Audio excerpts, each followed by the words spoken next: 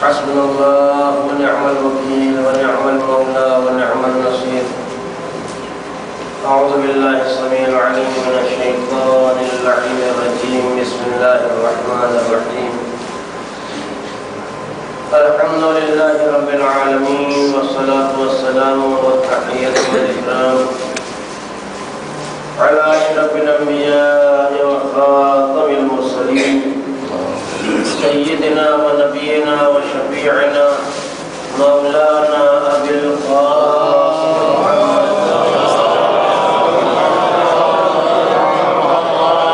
وعلى آله الطيبين الطاهرين المعصومين المظلومين المنتجبين الغر الميامين الذين أذهب الله عنهم الرجس وطهرهم تطهيرا.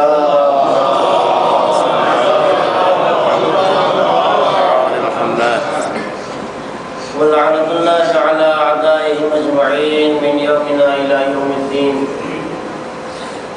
أما بعد فقد قال الله سبحانه وتعالى في كتابه المبين وهو أصدق القائلين وقوله الحق. بسم الله الرحمن الرحيم. ولله على الناس حج البيت من استطاع إليه سبيلا. صلوات الله.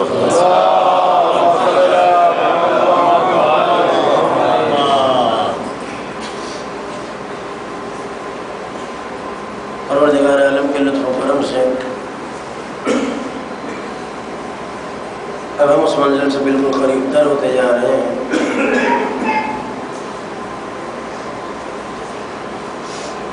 کہ جسے عبادت حج کہتے ہیں. اور دین اسلام میں جس عبادت کی اہمیت کچھ اتنی زیادہ ہے کہ جہاں پر خود معصوم نے ارشاد فرمایا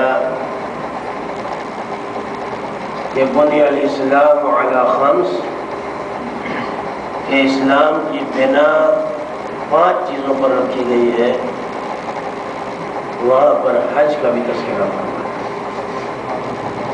کہ حج دین اسلام کی بنیادوں میں سے ایک بنیاد ہے. حج دین اسلام کے ستونوں میں سے، جس عمارت کے اوپر پورے دین اسلام کی تعمیر قائم ہے، جن ستونوں کے اوپر، ان 5 ستونوں میں سے ایک ستون کا نام حج ہے. اور دنیا کا شاید ہی کوئی ایسا انسان ہو جو یہ نہ جانتا ہو کہ عمارت کی مضبوطی اور عمارت کا کمزور ہونا اس کے ڈیکوریشن سے نہیں ہوتا ہے، اس کے آؤٹ لک سے نہیں ہوتا ہے، اس کے رنگ و روغن سے نہیں ہوتا ہے، بلکہ اس کے بنیادی ستونوں سے ہوتا ہے. اگر کسی عمارت کے بنیادی ستون کمزور ہیں، جن مین پلرز کے اوپر وہ عمارت لگی ہوئی ہے، اور اس کا بہترین مشاہدہ ہم خود اس بیسمنٹ میں کر رہے ہیں کہ اگر مثال کے طور پر یہ ستون کمزور ہو جائیں، یہ کھمبے کمزور ہو جائیں، اور باہر سے ہم عمارت کو چاہے جتنا رنگ و روغن کر دیں، چاہے جتنے ڈیکوریشن پیسز لگا دیں، تو یہ عمارت مضبوط نہ کہی جائے گی، یہ عمارت کمزور کہی جائے گی.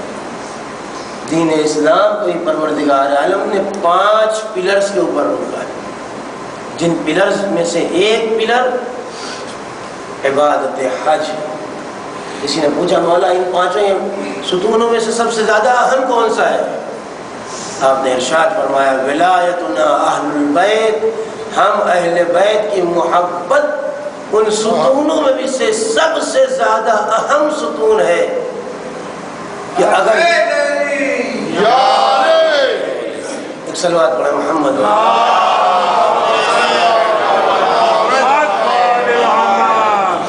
جس کے لیے آپ نے ارشاد فرمایا کہ کوئی انسان اگر پورے دن پوری زندگی روزہ رکھتا رہے، ساری زندگی پوری رات نمازوں میں قیام و قعود کرتا رہے، اور بے پناہ یہاں تک کہ بعض روایات کے مطابق کوہ ابو قبیس کے برابر بھی اللہ کی راہ میں انفاق کرے، اس کی راہ میں مال لٹائے، حج کرتا رہے، پوری زندگی حج کرتا رہے، اور عین حالت احرام میں صفا و مروہ کے درمیان سعی کرتا ہوا بے جرم و خطا بھی مارا جائے اور اس کے دل میں ہماری محبت نہ ہو تو یہ انسان جنت کی بو بھی نہیں سوچ سکتا۔ اور پروردگار عالم نے اس محبت کو ہمارے دلوں میں قرار دیا۔ پھر ضرورت اس بات کی ہے کہ جب وہ اہم عنصر ہمارے دلوں میں موجود ہے تو وہ بقیہ اراکین کہ جس کے اوپر وہ رکن کہ جس کے اوپر دین اسلام کی عمارت ٹھہری ہوئی ہے اسے مضبوط کرنے کی کوشش کریں۔ اپنی نمازیں یہ صرف اٹھنا بیٹھنا نہ رہے، اللہ کی بارگاہ میں حاضری رہے۔ یہ روزے صرف بھوک و پیاس نہ بن جائے، یہ اللہ کی بارگاہ میں حاضری کا سبب ہے۔ یہ جہاد، یہ مال غنیمت کو لوٹنے کا ذریعہ نہ بن جائے، یہ اللہ کی راہ میں قربانی پیش کرنے کا حوصلہ عطا کرے۔ اور یہ حج یہ ایک ایسی عبادت ہے جس کا اول سے لے کر آخر تک قربانیوں پر منحصر ہے، جس میں 100% سوائے قربانی کے کچھ نہیں ہے۔ سب سے پہلے پیسے کی قربانی، نوکری کی قربانی، بیوی بچے ماں باپ کی قربانی، وطن کی قربانی، کام کاج کی قربانی، تجارت محنت کی قربانی، اور پھر اس کے بعد یہاں آ گئے تو دن دن اور رات رات کی مشقتیں، یہ سب قربانیاں نہیں ہیں تو اور کیا ہے؟ اور پھر اس کے بعد ایک قربانیوں کا متواتر سلسلہ ہے۔ ہمیں لباس عزیز ہے، اسے قربان کرنا ہے۔ ہمیں جبہ و دستار عزیز ہے، اسے قربان کرنا ہے۔ ہمیں حسن و جمال عزیز ہے، اسے قربان کرنا ہے۔ ہمیں یہاں تک کہ بہترین نعلین جوتے عزیز ہیں، انہیں قربان کرنا ہے۔ ہمیں سواریاں عزیز ہیں، انہیں قربان کرنا ہے۔ ہمیں راحت و آسائش اور آرام کو عزیز ہے، انہیں قربان کرنا ہے۔ بعض مقامات پر ہمیں جاہ و جلال، فخر و افتخار وہ عزیز ہے، انہیں قربان کرنا ہے۔ جتنے طرح کا آرام، آسائش، اطمینان تصور کیا جا سکتا ہے وہ سب اس سفر حج میں قربان کرنا ہے۔ ہمیں یہ سیٹ عزیز ہے کہ بس میں ہمیں آگے والی سیٹ مل جائے۔ اگر ہم نے اپنی مرضی اور اپنی چاہت سے اس جگہ کو قبضہ لیا ہے دوسرے کو اذیت دیتے ہوئے، سمجھے کچھ فائدہ نہیں۔ کیوں؟ اس لیے کہ جہاں محبت خدا ہوتی ہے وہاں کسی اور شے کی محبت داخل۔ خود معصومین کا ارشاد یہ کیسے ہو سکتا ہے کہ ایک دل میں دو محبتیں جمع ہو جائیں؟ ایک دل میں، علماء تشریح فرمائیے اس کی وضاحتیں کریں گے کہ معصوم نے ارشاد فرمایا کہ میرے دل میں اللہ کی محبت کے علاوہ کوئی محبت ہے ہی نہیں۔ کسی نے کہا مولا یہ بیوی بچے گھر مال دولت یہ سب کا، یہ سب محبت خدا کی بنیاد پر ہے۔ اس لیے کہ ایک دل میں دو محبتیں جمع نہیں ہو سکتی ہیں، یا تو غیر خدا کی محبت ہوگی یا خدا کی محبت ہوگی۔ اور جب خدا کی محبت ہوگی تو خدا جن جن چیزوں کا حکم دیتا جائے گا ان تمام چیزوں کی محبت ان چیزوں کی وجہ سے نہیں ہوگی، حکم خدا کی وجہ سے۔ یہی وجہ ہے کہ اہل بیت کی محبت نہیں ہے، خدا کی محبت۔ مقامات مقدسہ کی محبت ان کی ذاتی محبت نہیں ہے، یہ خدا کی محبت ہے۔ تو ہمیں ان چیزوں کا خیال رکھنا ہے، اور یہی وہ انداز فکر ہے، یہی وہ طریقہ تصور ہے۔ اسلام نے ہمیں سوچنا بھی سکھایا ہے۔ دنیا کا کوئی نظام، دنیا کے سارے نظام عمل بتاتے ہیں کہ آپ کو سڑک پہ کیسے چلنا ہے، آپ کو کہاں رکنا ہے، آپ کو کہاں بڑھنا ہے، آپ کو کیا کرنا ہے، مگر اسلام وہ دین ہے جو انسان کے تصورات پر بھی اپنا قبضہ رکھنا چاہتا ہے۔ کیا سوچنا ہے، کیا نہیں سوچنا ہے، کیسے تصورات ذہن میں آئیں اور کون سے خیالات ذہن میں آنے بھی نہ پائے. یہی وجہ ہے کہ پروردگار عالم نے جن کی تعریف کی اہل بیت، انہیں یہ نہیں کہا کہ یہ بہت اچھے اعمال کرتے ہیں، ان کی تعریف میں کہا اے اہل بیت وما تشاءون الا ان یشاء اللہ، تم تو وہ سوچتے بھی نہیں ہو جو اللہ نہیں چاہتا.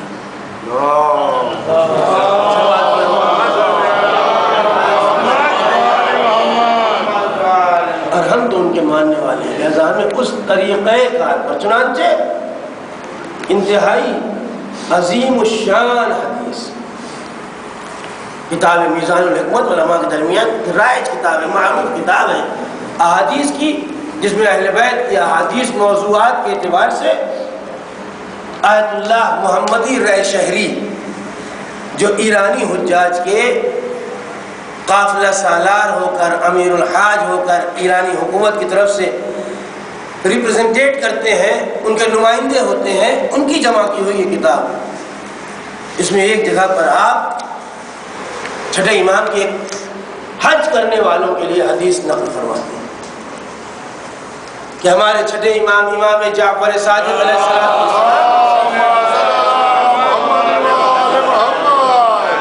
لفظ معصوم کا ہے، لفظ زبان عصمت سے نکلا ہوا، اور مولا چاہتے ہیں کہ ہمارا چاہنے والا اس انداز سے حج کرے. میں نے پہلے ہی کہا کہ میں مسائل کے اوپر زیادہ زور نہ دوں گا، اس لیے کہ تکرار مسائل سے کوئی فائدہ نہیں. شام کو مولانا تفصیل سے مسائل ارشاد فرماتے ہیں، لہذا ذرا سا اس سے ہٹ کر معنوی کردار اور معنوی مراقبت اور روحانی حفاظت اور روحانی طہارت، اس سے متعلق میں چاہوں گا کہ میں گزارشات عرض کروں تاکہ دونوں تقریریں مل کر جو موضوع آپ تک یا جو بات آپ تک پہنچنا چاہیے وہ مکمل پہنچ جائے. اور پھر ہمارے علماء ہمارے ذاکرین ہیں جو بقیہ باتیں ارشاد فرماتے ہیں. امام ارشاد فرماتے ہیں اذا اردت الحج، جب بھی تم کبھی حج کا ارادہ کرو، فجرد قلبک للہ، تو اپنے دل کو صرف اللہ کی طرف موڑ دو. صرف اور صرف ابھی حج کا ارادہ کر رہے ہو تو صرف اور صرف اپنے دل کو مجرد کر دو، تنہا کر دو کہ اس دل میں سوائے اللہ کے کوئی نہ رہ جائے.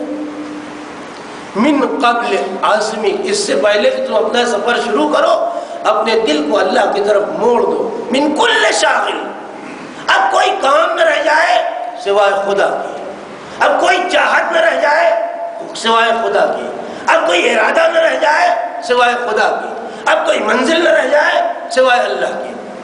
وحجاب کل حاجب، اور اپنے دل کو ہر پردے سے ہٹا کر حجاب الہی تک پہنچا دو. تمہارا دل پروردگار تک پہنچ جائے اور کوئی پردہ درمیان میں نہ رکھ جائے کسی طرح کا، نہ اولاد کی محبت کا پردہ، نہ بیوی بچوں کا پردہ، نہ ماں بہنوں کی چاہت کا پردہ، نہ مال و دولت کی عزت و حرمت کا پردہ، نہ کوئی پردہ باقی رہ جائے. صرف تمہارا دل ہو اور وہ حجاب الہی سے ملا ہوا.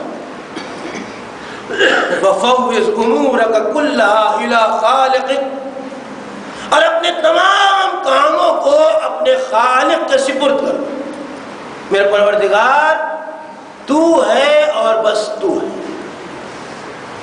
نہ مال ہمارا مال ہے، نہ جان ہماری جان ہے، نہ خیال ہمارا خیال ہے، نہ چاہتیں ہماری چاہتیں ہیں، نہ عزتیں اور رغبتیں ہماری رغبتیں، کچھ نہیں ہے، جو ہے بس تو ہے. فَوِّضْ أُمُورَكَ كُلَّهَا، اپنے تمام امور کو اللہ کی طرف موڑ. وَتَوَكَّلْ عَلَيْهِ فِي جَمِيعِ مَا يَظْهَرُ مِنْ حَرَكَاتِكَ وَسَكَانَاتِكَ، اور ہر حرکت و سکون، چلنا پھرنا، ٹھہرنا رکنا، سونا جاگنا، اسے سب اللہ کے اوپر چھوڑ دو، اس کے حوالے کر دو. میرے پروردگار اگر تو یہ چاہتا ہے کہ ہم 5 بجے اٹھیں تو اب 5 ہی بجے اٹھیں. اگر تو یہ چاہتا ہے کہ ہم تیرے نبی اور تیرے ائمہ کی بار بار زیارت کے لیے جا کر تھکتے رہیں تو پروردگار ہم نے تیرے حوالے اپنے آپ کو کر دیا. اس تھکن میں بھی ہمیں لطف آئے گا، اس تھکن میں بھی ہمیں کیف حاصل ہوگا. کون ہے دنیا کا انسان جو تھک چکنے کے بعد پھر کوئی اور کام کرے؟ مگر یہاں آپ دیکھیں کہ چونکہ ہم نے اپنے امور کو اللہ کے سپرد کر دیا ہے، پیر تھکے ہوئے ہیں، اٹھ نہیں رہا، مگر ادھر کسی نے کہا بقی کی چلیں گے زیارت کے لیے، فوراً تیار ہو. کیوں؟ اس لیے کہ ہم نے یہ طے کر لیا ہے کہ اب ہمارا کوئی خیال نہیں، اب یہ بدن ہمارا نہیں ہے، کہ ہم نے اس کے سپرد کر دیا. وَسَلِّمْ لِقَضَائِهِ وَحُكْمِهِ وَقَدْرِهِ، اور اپنے آپ کو تسلیم کر دو، سرنڈر کر دو اس کے حکم کے آگے، اس کی قدرت کے آگے، اس کے فیصلوں کے آگے. وَوَدَّعِ الدُّنْيَا، اور دنیا کو الوداع کر دو، چھوڑ دو. اٹیچی کہاں رکھی ہے، بیگ کہاں رکھا ہے، بستر کیسا ہے، چادر کیسی ہے، لباس کیسا ہے، یہ ساری دنیا داریاں ان سے الگ ہو جاؤ، انہیں الوداع کہہ دو. والراحت، اور راحتوں کو الوداع کہہ دو. والخلق، اور ساری مخلوقات کو ہر ایک سے الگ ہو کے اپنے آپ کو اللہ کے حوالے کر دو. وَأَخْرِجْ مِنْ حُقُوقٍ تَلْزِمُكَ مِنْ جِهَةِ الْمَخْلُوقِينَ، اور اپنے آپ کو مخلوقات سے نکال کر اللہ کی دنیا میں لے جاؤ. کوئی بھی مخلوق کا خیال کہ فلاں کیا کہیں گے، ائمہ کے مزار دیکھ کر ہم ایسے روئیں گے تو فلاں کیا سوچیں گے، ان کی مصیبت پر ہم ماتم کریں گے تو فلاں کیا کہیں گے، اتنے بڑے آدمی ایسے رو رہے ہیں. یہ سارے خیالات بھول جاؤ، ان سے اپنے آپ کو الگ کر لو. ولا تعتمد على زادك وراحلتك واصحابك وقوتك وشبابك ومالك، اور دیکھو کبھی اپنے زاد سفر پر اعتماد نہ کر لینا کہ ہمارے پاس تو بڑا پیسہ ہے، ہمیں کیا پرواہ ہے کسی کی. وراحلتك، اور اپنی سواری پر بھی بھروسہ نہ کرنا. واصحابك، اور اپنے دوستوں کا بھی خیال نہ کرنا. وقوتك، اور کبھی تمہیں اپنی قوت اور طاقت کا گھمنڈ نہ ہو جائے کہ ہمیں کیا کرنا ہے، فلاں بڈھے ہیں وہ اپنے بارے میں سوچیں، ہم تو جوان ہیں. وشبابك، اور اپنی جوانی پر کبھی غرور نہ کرنے لگنا. ومالك، اور کبھی اپنے مال دنیا پر کبھی اکڑنے نہ لگنا. مخافۃ ان یسیر ذلک عدوا ووبالا، اس بات کا خوف کرتے ہوئے کہ کہیں یہی مال تمہارے خلاف نہ ہو جائے اور تمہارے لیے مصیبت نہ بن جائے. کہ ہم آئے ہیں، اب ہمارا بھی اس لیے نہیں جا رہے کہ ہماری اٹیچی میں 5000 ریال رکھا ہوا ہے، تو یہ مال ہمارے لیے راحت کا سامان ہے کہ مصیبت کا سامان ہے جو ہمیں روضہ رسول سے دور کیے ہوئے. ہم آئے ہیں 5 سیٹ لے کر آئے ہیں، لاکھ روپے کے سیٹ ہیں، کہیں ایک بندہ نہ غائب ہو جائے، کہیں ایک ہار نہ غائب ہو جائے. یہی وجہ ہے کہ دین اسلام میں خواتین کے لیے کہہ دیا گیا ہر وہ زیور و زینت جو انہیں عزیز ہے حالت احرام میں حرام ہے. نہ کان کی بالی، نہ ناک کی کیل، نہ سہاگ، نہ انگوٹھی، نہ کوئی چیز بھی نہیں، سب حرام. ان ساری چیزوں سے نکال کے اپنے آپ کو اللہ کی بارگاہ میں.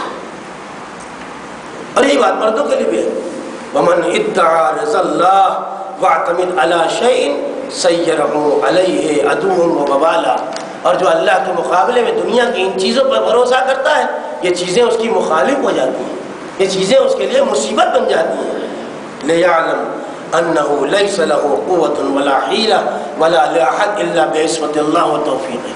اور یہ یاد رکھو کہ دنیا کی کوئی چیز نہیں ہے کہ تمہیں اللہ تک پہنچا سکے سوائے اللہ کی توفیق کے. نہ مال، نہ عزت، نہ جاہ و جلال، نہ رعونت، نہ تکبر، نہ غرور، یہ سب تمہیں اللہ تک نہیں لے جائیں گے. اللہ تک صرف تمہیں توفیق الہی لے جائیں گے. واستعد استعداد من لا يرجو الرجوع واحسن الصحبة وراعن اوقات فرائض اللہ وسنن نبیہ، اور اپنے دن و رات اللہ کی اطاعت اور نبی کی سنت پہ گزارو. وما عجب علیک من الادب والاحتمال والصبر والشکر والشفقہ والسخاء وإيصال الذات ودوام الآداب اوقات، اور جو تمہارے اوپر واجب قرار دیا گیا ہے ادب میں سے، صبر میں سے، شکر میں سے، شفقت میں سے، سخاوت میں سے، ایثار میں سے، اسے انجام دو. ایثار کرو، ایثار کرنا سیکھو، سخاوت کرنا سیکھو، ہر وقت اس بات کا خیال رہے. اب یہاں سے امام حج کے ایک ایک رکن کو جس طرح سے ان کے چاہنے والوں کو کرنا چاہیے. ارشاد فرماتے کہ حج کے لیے آ گئے، ثم اغسل، اب اس کے بعد جب حج کے لیے تیار ہو گئے تو سب سے پہلا کام کیا ہے؟ مولانا بیان کر چکے ہیں، غسل احرام۔ کس پانی سے غسل کرنا ہے؟ ہم سے کوئی پوچھے تو ہم کہیں کہ آب مطلق سے۔ امام ارشاد فرما رہے ہیں کہ غسل کرو کس پانی سے؟ بماء التوبۃ الخالصہ، خالص توبہ کے پانی سے غسل کرو۔ غسل کرتے جاؤ، توبہ کرتے جاؤ۔ میرے پروردگار، یہ ہم بدن نہیں دھو رہے ہیں، یہ ہم توبہ سے اپنے گناہوں کو دھو رہے ہیں، یہ ہم اپنی غلطیوں کو دھو رہے ہیں، اپنی معصیتوں کو دھو رہے ہیں۔ وَإِلْبِسْ، اور اب لباس پہنو۔ کون سا؟ بغیر سلا ہوا نہیں۔ کون سا لباس پہنو؟ کسوۃ الصدق والصفاء والخضوع والخشوع۔ اور کیسا لباس پہنو؟ سچائی کا لباس، پاکیزگی کا لباس، خضوع و خشوع پروردگار کا لباس پہنو، جسے احرام کہتے ہیں۔ یہ دو بلا سلے ہوئے کپڑے نہیں ہیں۔ اگر اس میں صدق و صفا نہ ہو، اگر اس میں خضوع و خشوع نہ ہو، وہی متانت، وہی رعونت، وہی عقل، وہی چاہے دنیا باقی رہ جائے تو کوئی فائدہ نہیں ہے کپڑے اتار دینے سے۔ احرام دو کپڑوں کو لپیٹ لینے کا نام نہیں ہے، لباس صدق کو صفا زیب تن کرنے کا نام۔ اب ہم نے پہن لیا احرام، اب ہم کیا کریں گے؟ وَأَحْرِمْ مِنْ كُلِّ شَيْءٍ يَمْنَعُكَ مِنْ ذِكْرِ اللَّهِ۔ جیسے ہی ہم نے لباس احرام پہنا، 24 چیزیں حرام ہو گئی۔ امام فرما رہے ہیں اپنے اوپر حرام قرار دے دو ہر اس چیز کو جو تمہیں ذکر خدا سے دور رکھتی ہے، جو چیز بھی تمہیں ذکر خدا سے دور کر سکتی ہے، وَجَحْجَبَكَ عَنْ طَاعَةٍ، اور جو اطاعت الہی کے درمیان میں حائل ہوتی ہو، اسے اپنے اوپر حرام کرو۔ چاہے وہ اٹیچی ہو، چاہے وہ بیگ ہو، چاہے وہ بس کی سیٹ ہو، چاہے وہ جو چیز بھی ہو، اگر وہ ذکر خدا سے دور کر رہی ہے تو اسے اپنے اوپر حرام قرار دیں۔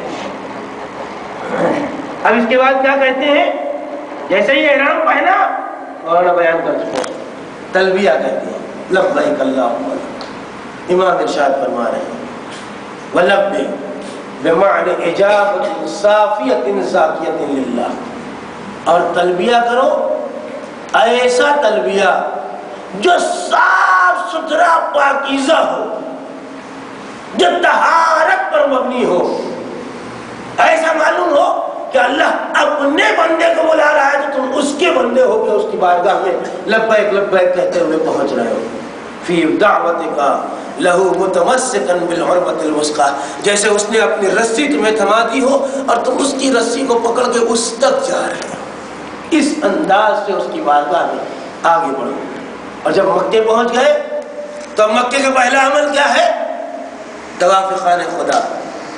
مولا ارشاد فرماتے ہیں وَطُفْ، اور پھر طواف کرو بِقَلْبِکَ، اپنے جسم سے نہیں، دل کے ساتھ طواف کرو، مع الملائکۃ حول العرش، اس طرح طواف کرو جیسے بیت معمور پر ملائکہ اس کے گھر کا طواف کر رہے ہیں، انتہائی پاک و پاکیزہ دل کے ساتھ، ایک بالکل مصفا نیت کے ساتھ۔ ہم کیسے لگ رہے ہیں، ہم کیسے دکھ رہے ہیں، ہمیں تو لوگ حاجی صاحب کہنے لگیں گے۔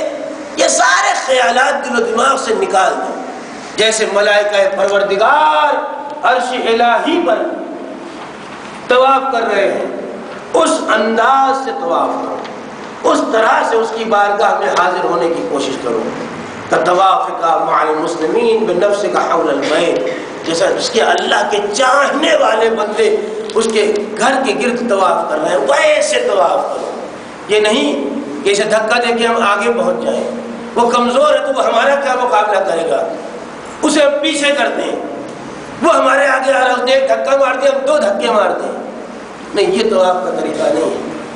یہاں عزت و افتخار اس میں ہے کہ انسان دھکے کھا لے، برائی اس میں ہے کہ دھکے مار دے۔ کمال یہ ہے کہ انسان اس مجمع میں پیسا جائے، حرام یہ ہے کہ انسان کسی کو پیس دے۔ کمال یہ ہے انسان کم ترین بن جائے۔ انسان افتخار کرے، فخر کرے، ناجائز ہے۔ اور پھر اس کے بعد انسان نے طواف کر لیا، اب اس کے بعد صحیح کرنے کے لیے جانا ہے۔ مولانا نے بیان فرمایا تھا کہ وہ دو ہری لائٹوں کے درمیان ہرولہ کرنا ہے۔ مردوں کو تیز تیز قدم سے چلنا بہتر ہے، مستحب ہے۔ وہ ہرولۃ من ہواک، ایسے بھاگو، ایسے دوڑو کہ جیسے تم اپنی خواہشات نفس سے پیچھا چھڑا کے بھاگ رہے ہو۔ دل تمہارا چاہ رہا ہے دنیا کا، اس سے پیچھا چھڑا کے بھاگ رہے ہو کہ اے چاہتو تم ہم سے دور ہو جاؤ، اے خواہشات تم ہم سے دور ہو جاؤ، اے دل کے خیالات و تصورات ہم تجھ سے پیچھا چھڑا کے بھاگ رہے ہیں، ایسے ہرولہ کرو۔ وَتَبَرِّيًا مِّن جَمِيعِ حَوْلِكَ وَقُوَّتِكَ، اور ایسے تم بھاگ رہے ہو کہ جیسے تم اپنی قوت و طاقت پر بھروسہ کرنے والی تمام چیزوں سے بھاگ رہے ہو۔ مال دنیا، جاہ و جمال و جلال، عزت و افتخار، یہ ساری برائیاں اس طرح ہرولہ کرو جیسے ان سے تم پیچھا چھڑا کے بھاگے جا رہے ہو۔ جب کوئی ظالم کسی کو پکڑتا ہے تو انسان کیا کرتا ہے؟ اپنی پوری قوت سے اسے جان چھڑانے کے لیے بھاگتا ہے۔ یہ برائیاں یہ تمہارے لیے عذاب ہے، یہ برائیاں یہ تمہیں جہنم کی طرف پکڑ رہی ہیں، کھینچ رہی ہیں، تم ان سے پیچھا چھڑا کر کے ہرولہ کرتے ہوئے بھاگو۔ اس صفا و مروہ میں کوئی دوڑ نہیں لگ رہی ہے، وہاں کوئی ریس نہیں ہو رہی ہے۔ اگر ہم نے یہ خیال کیا کہ ہم عزت دنیا، محبت دنیا سے بھاگ رہے ہیں، تب تو وہ ہرولہ ہے جس کا امام حکم دے رہے ہیں، تب تو وہ سعی ہے جو امام اپنے چاہنے والوں سے کروانا چاہتے ہیں۔ ورنہ اگر وہی تصورات رہ گئے، وہی خیالات رہ گئے، وہی رنگ ڈھنگ رہ گیا، وہی طور طریقہ رہ گیا، تو یہ ایک ریس ہے جو کسی بھی میدان میں لگائی جا سکتی تھی، یہاں تک آنے کی کوئی ضرورت نہیں تھی۔ یہ وہ حج ہے جو امام ہم سے کروانا چاہ رہے ہیں۔ فخرج من غفلتک، اور جب ہرولہ کرو، جب تیز تیز چلو تو اپنی غفلتوں سے بھاگ رہے ہو، اپنے واجبات کو چھوڑنے سے بھاگ رہے ہو کہ اب واجبات نہ چھوٹیں گے۔ اے میرے پروردگار، ہم بھاگ کے تیری طرف اس لیے آ رہے ہیں کہ جو برائیاں اب تک ہم سے ہوتی رہی ہیں اور جو واجبات ہم سے چھوٹتے رہے، اب وہ نہ چھوٹیں گے۔ وَزَلَّاتِكَ بِخُرُوجِكَ إِلَىٰ مِنَىٰ، اور منیٰ کی طرف اس طریقے سے جاؤ کہ جیسے تم برائیوں کو چھوڑ کر چلے جا رہے ہو، جیسے تم خرابیوں سے نکل کے جا رہے ہو۔ ورنہ منیٰ میں جانا جو مستحب قرار دیا گیا ہے بے وجہ ہے۔ اگر ایک انسان غرور، اکڑ، تکبر، برائیاں، غلطیاں، گناہ، معصیتیں لے کر جائے تو پھر وہ منیٰ میں نہیں جا رہا ہے، وہ پکنک کرنے کے لیے جا رہا ہے۔ ان ساری خرابیوں کو چھوڑ دو اور تم منیٰ و عرفات کی طرف نکل جاؤ۔ وہ ہر برائی سے آزاد ہو گئے، ہر خرابی سے اپنی جان چھڑا لی۔ وَلَا تَتَمَنِّ مَا لَا يَحُلُّ لَكَ وَلَا تَسْتَحِقَّ، اور تمہارے دل میں کوئی وہ خواہش نہ رہ جائے کہ جو تمہارے لیے حلال نہ ہو، جس کے تم مستحق نہ ہو۔ اللہ نے اسے حرام قرار دیا ہے تو اب یہ تصور ذہن میں نہ آنے پائے، جو تمہارا حصہ نہیں ہے تم اس کی طرف اب مڑ کے دیکھنے نہ پاؤ۔ کیوں؟ اس لیے کہ برائیوں سے پیچھا چھڑا کے تم منیٰ و عرفات میں آ گئے۔ یہ تصور لے کر جانا ہے۔ وَاعْتَرِفْ، اور اعتراف کرو، عرفہ میں، میدان عرفات میں اعتراف کرو، بالخطایا، پروردگار کی بارگاہ میں اپنی غلطیوں کا اعتراف کرو۔ یہ نہ کہو کہ وہ تو سب کچھ جانتا ہے، یقیناً جانتا ہے، مگر اس سے کہو میرے پروردگار جھوٹ تو ہم نے بولا ہے، میرے پروردگار خیانتیں تو ہم نے کی ہیں، میرے پروردگار غلط آوازیں، وہ ساری غیبتیں تو ہم نے سنی ہیں، میرے پروردگار آنکھ کے گناہ، وہ سارے گناہ تو ہم نے کیے ہیں، میرے پروردگار کانوں کے گناہ، وہ سارے گناہ تو ہم نے کیے ہیں، میرے پروردگار زبانوں کے گناہ، وہ سارے گناہ تو ہم نے کیے ہیں، میرے پروردگار شکم کے گناہ وہ تو ہم نے کیے ہیں، میرے پروردگار عزت و آبرو کی غلطیاں وہ تو سب ہم نے کی. اعتراف کرو. عرفہ، روز عرفہ اور میدان عرفات برائیوں اور غلطیوں کے اعتراف کی جگہ ہے. اکثر دیکھا جاتا ہے، آپ بھی دیکھ لیں گے، مولانا اس بات کے گواہ ہیں، لوگ موجود ہیں، میدان عرفات میں پہنچے، بہت تھکے، لیٹ کے سو گئے.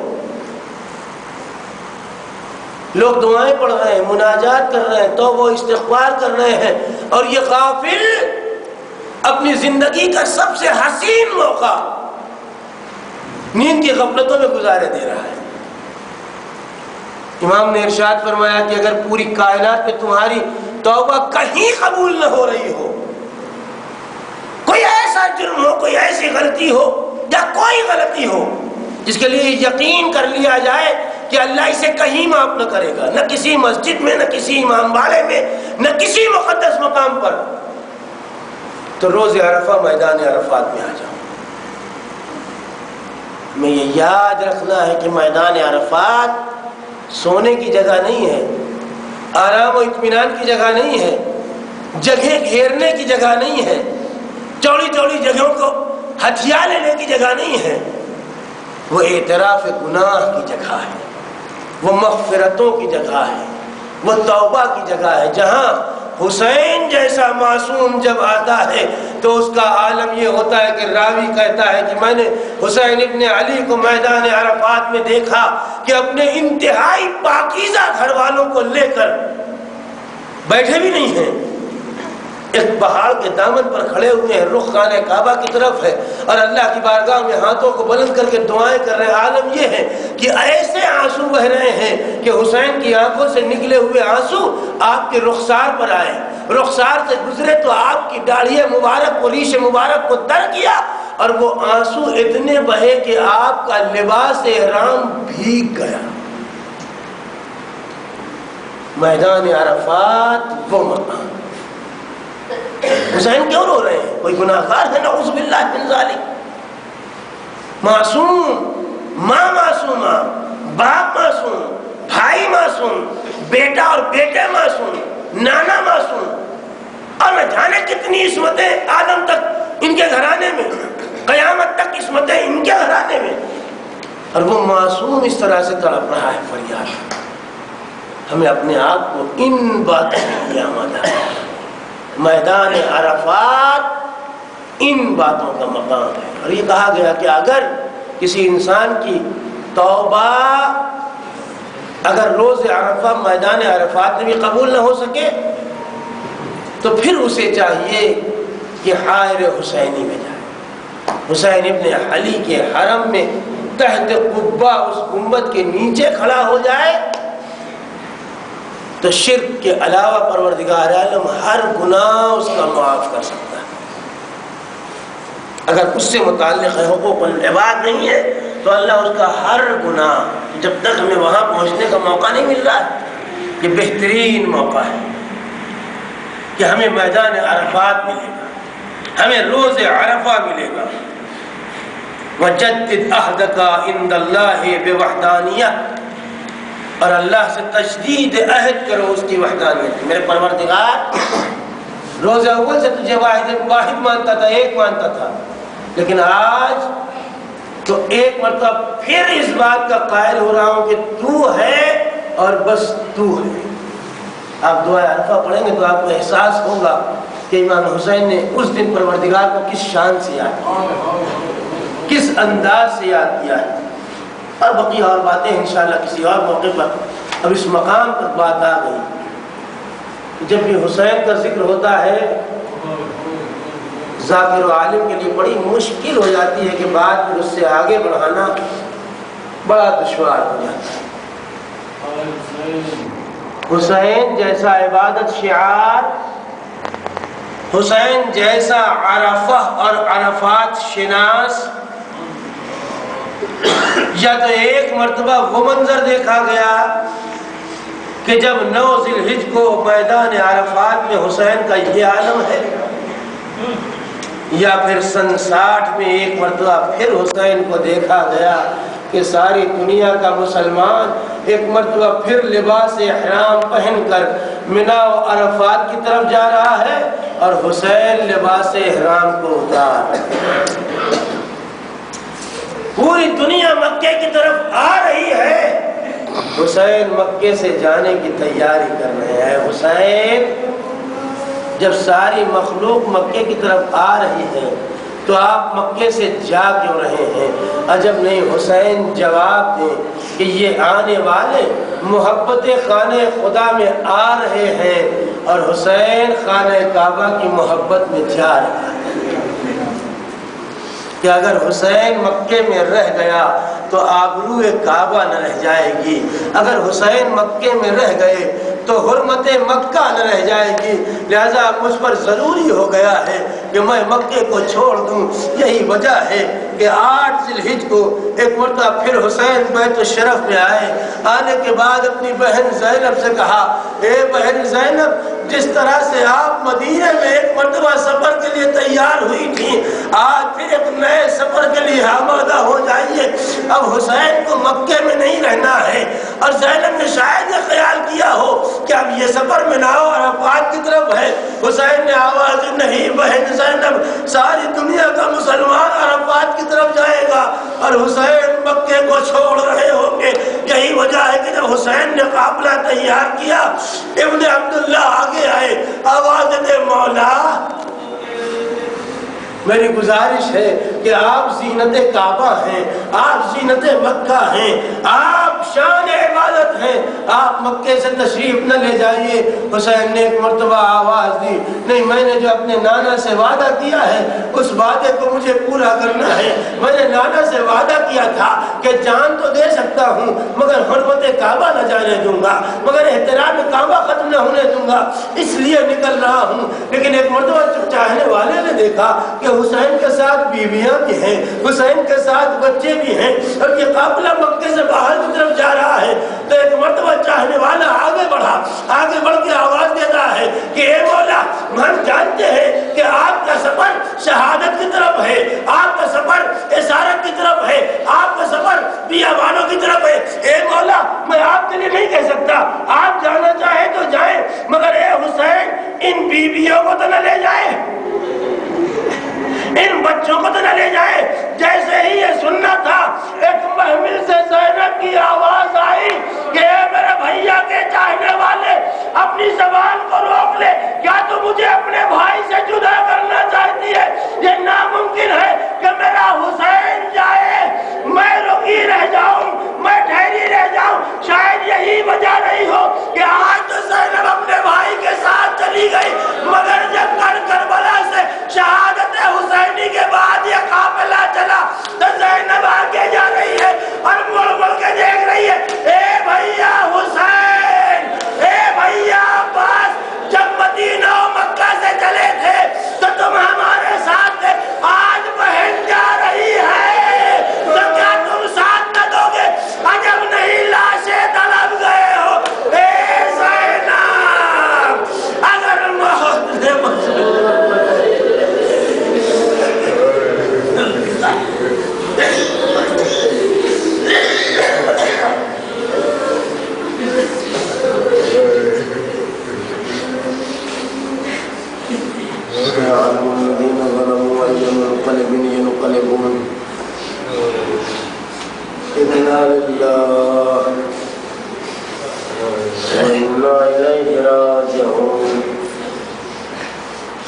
الہی بحق الزہرا و ابیہا و بعلہا و بن،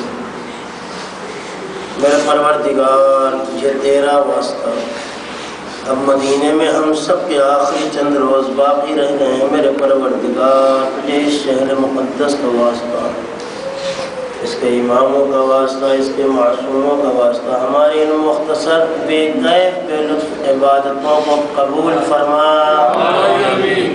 ہمارے گناہوں کی اگر اب تک مغفرت نہ ہوئی ہو تو اے میرے پروردگار ہم سب کو معاف فرما، جو دنیا سے گزر چکے ہیں ان کے درجات کو بلند فرما،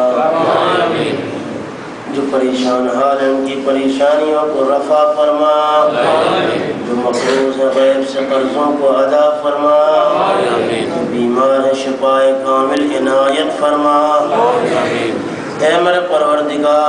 بقیع کے یہ ٹوٹی ہوئی قبریں اب دیکھی نہیں جاتی۔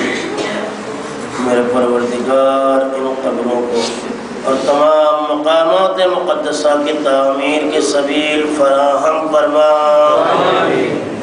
میرے پروردگار منتقم خون ائمہ امام زمانہ کے ظہور میں تعجیل فرما، ہم سب کو ان کے اعوان و انصار میں شمار فرما۔